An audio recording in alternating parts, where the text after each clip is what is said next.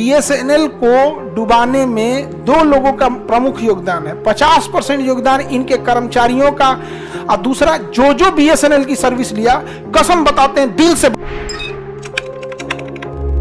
BSNL जिंदा है कि मर गया? जिंदा है, मरिए नहीं रहे हैं।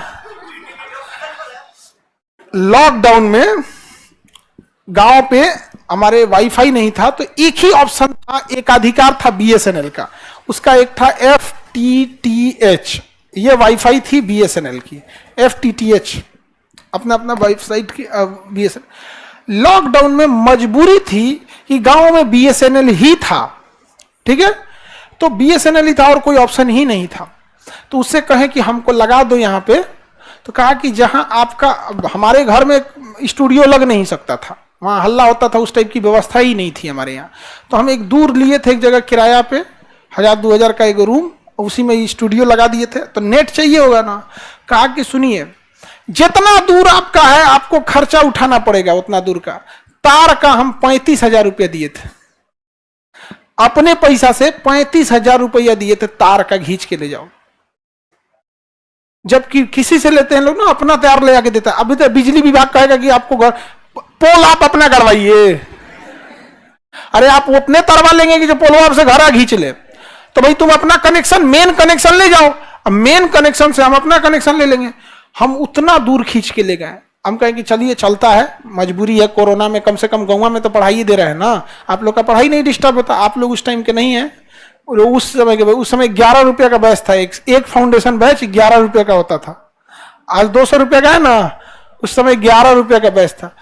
वहां पे देश में कोरोना में किसी के पास पैसे नहीं था। हमारा डेवलपर जो एप्लीकेशन बनाने वाले कहते थे, खान सर खैला बिला मर जाएंगे आप, 11 रुपया में क्या होगा यहाँ पे। हम कहे जो देश मर रहा है वो नहीं दिख रहा है, और उसमें 18% सरकार को जीएसटी, 11 रुपया में ना सरकार को 18% को जीता जीएसटी था यहाँ पे। अब पढ़ाने को तो स्टार्ट कर दिए क्लास,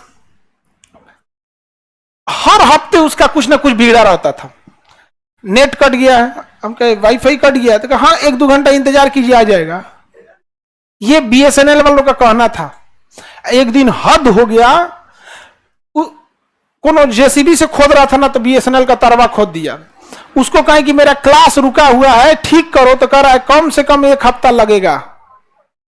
तो बीएसएनएल को डुबाने में दो लोगों का प्रमुख योगदान है। 50% योगदान इनके कर्मचारियों का उठल्लूपन जैसा व्यवहार, और दूसरा जो बीएसएनएल की सर्विस लिया, कसम बताते हैं दिल से बद्दुआ देता है। आज भी हम वो दिन याद करते हैं ना, सच बताते हैं, ऐसा लगता है कि दिल मेरा बाहर निकल के बद्दुआ दे रहा है। मतलब मेरा क्लास चल रहा, उस समय रेलवे एनटीपीसी का ना एग्जाम था 2020 वाला में, दिसंबर में एग्जाम दे, 2019 वाला मैटर था ना, उसमें एग्जाम था। अब सोचिए एग्जाम सामने है, नेट में तो कर रहा है कि कभी कभी कर रहा था कि रात में नेट ठीक आएगा, रात में। उस समय हम रात को 1-1 बजे से क्लास लिए थे, रात में क्लास चलता था 1 बजे से लेकर सुबह 4 बजे लेका है, तो बीएसएनएल का नेट ठीक आता है। जो उसकी सर्विस लिया है, कसम से बताते हैं दिल से गरियाता है। एक दिन आके गरिया दिए हम भी। तो उसका बीएसएनएल का जो जिला हेड था ना, वो कर हम आपके ऊपर केस करेंगे। हम कह कर तुम थोड़ा, आज हम बताएंगे कि हम क्या है। और जब वो जिरजिरा दिया था, केस करेंगे हम यहाँ पे, जो तुम्हारा भारत का एक आदमी तुम्हारा पूछना नहीं चाह रहा है यहाँ पे। एकदम सच बताते हैं, आज भी हम याद करते हैं ना, तो चाहे भले उसके कर्मचारी अच्छे हों या कैसे भी, उससे मतलब नहीं। हमें जो सर्विस दिया उसके लिए आज भी एकदम दिल से, मतलब एकदम निकलता है कि कल छोड़ो आज ही डूब जाओ तुम।